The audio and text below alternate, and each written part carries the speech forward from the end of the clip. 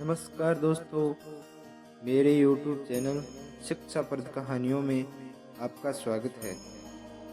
दोस्तों, आज की कहानी है बकरे वाला कुआं। सदामा नाम का एक चतुर युवक सफर पर निकला। चलते चलते उसे भूख और प्यास सताने लगी। वो एक पुराने कुएं के पास रुक गया। उसने भोजन किया, फिर कुएं से पानी निकालने के लिए वो अभी झुका ही था कि उसे अंदर से बकरे के चिल्लाने की आवाज़ सुनाई दी। सदामा ने कुएं में झांक कर देखा तो एक बकरा वहां गिरा हुआ उसे दिखाई दिया। कुएं में पानी थोड़ा ही था और एक ओर से सूखे हिस्से पर खड़ा होकर बकरा चिल्ला रहा था।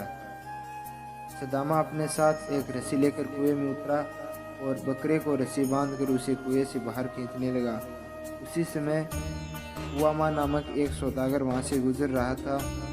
उसके साथ सामान से लदे हुए बहुत सारे ऊँट भी थे। उसने सदामा से पूछा, क्यों भाई, यहाँ नज़दीक कहीं पीने के लिए पानी मिलेगा क्या? सदामा ने जवाब दिया, इस कुएं में पानी बहुत कम है क्योंकि यह कुआं बकरों का है। बकरों को कुआं? मुझे कुछ समझ नहीं आया।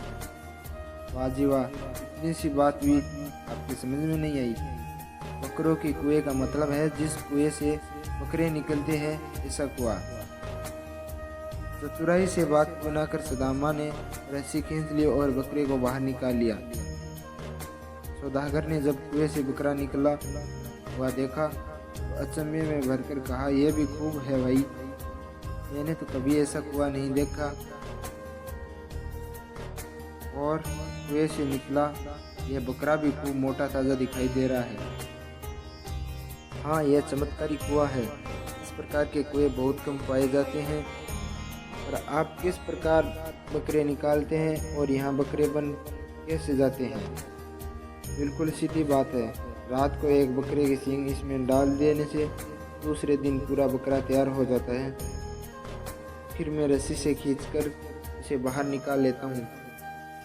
अभी आपने देखा नहीं, इसी प्रकार उसे खींचकर निकाल लेता हूँ। बड़ी अचंभे की बात है। काश मेरे पास भी ऐसा कोई कुआं होता। सभी लोग ऐसा ही सोचते हैं और बहुत कम लोग ऐसा कुआं खरीद पाते हैं। सौदागर थोड़ी देर तक सोचते हुए चुपचाप खड़ा रहा। फिर उसने सदामा से कहा, देखो जी, मैं कोई बहुत बड़ा अमीर तो हूँ नहीं, फिर भी यदि तुमने अपना यह कुआं मुझे दे दिया तो मैं तुम्हें अनाज की 4 बोरियां दूंगा। सदामा ने मुंह बनाकर कहा, 4 बोरियां? इतने में तो मैं 2 कमरे भी नहीं खरीद सकूंगा। तो फिर मैं सामान से भरे 4 ऊँट तुम्हें दूंगा। सदामा गर्दन हिलाकर बुदबुदाया तो सौदागर को भी नहीं सुनाई दिया। वह इस तरह कहने लगा, हर रोज एक बकरा, यानी एक हफ्ते में 7 बकरे मिलेंगे, एक महीने में 30 और एक साल में 365 बकरे मिलेंगे।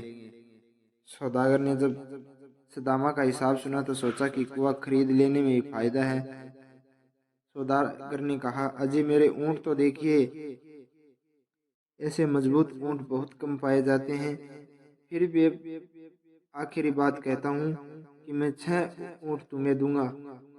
मेरे पास इतने ऊँट है, यदि देना चाहो तो कुआं दे दो, नहीं तो मैं चला। सदामा ने जवाब दिया, अच्छा भाई, 6 ही सही। तुम्हें यह कुआं बहुत पसंद आया है तो अपना नुकसान करके भी मैं ये दे देता हूँ। सौदागर ने खुश होकर कहा, भगवान तुम्हारा भला करे। ऊँटों की तरफ देखकर सदामा ने मन ही मन कहा, भला तो हो ही गया है, और ऊँट लेकर जाने लगा। तब उसे रोककर सौदागर ने पूछा, भाई, अपना नाम तो आपने बताया ही नहीं। मेरा नाम है मेको हानाचू, सदामा ने उत्तर दिया और दक्षिण दिशा की ओर जल्दी जल्दी चला गया। सौदागर ने सदामा का वही नाम सच मान लिया। असल में सदामा ने अपना नाम न बतलाकर कहा था, मैं कहाँ नाचूं, पर कहते समय मैं कहाँ नाचूं इस तरह बतलाया था। बेचारा सौदागर इस बात को समझ नहीं सका। शाम होते ही सौदागर ने बकरों के सींग कुएं में डाल दिए और वहीं नजदीक ही सो गया। सुबह बड़े तड़के उठकर उसने कुएं में जाकर देखा और वह सींग के बकरे न बने थे। सौदागर को बड़ी फिक्र हुई और उसने सोचा कि सींग डालने में कुछ गलती हो गई हो। शायद दूसरे दिन शाम को उसने और 2 बकरों के सींग कुएं में डाल दिए और उनके भी बकरे न बने। तीसरे दिन गांव में जितने भी बकरों के सींग मिले सब के सब लाकर कुएं में डाल दिए और रात भर कुएं में जाकर पूछता रहा, बकरों तैयार हो गए क्या तुम? और बकरे बने ही न, उनकी आवाज़ कहाँ से आती। दिन निकलते ही सौदागर ने कुएं में सींग वैसे के वैसे ही पड़े हुए देखे तो समझ गया कि उस मनुष्य ने उसे ठगा है और अब उसे किस तरह पकड़ा जाए। वह तो कभी का चला गया था। आखिर जिस ओर सदामा गया था उधर की ओर जाने में से शायद उसका पता लग जाए। तो दोस्तों, इस कहानी का अगला पार्ट आपको जल्दी मिलेगा। धन्यवाद।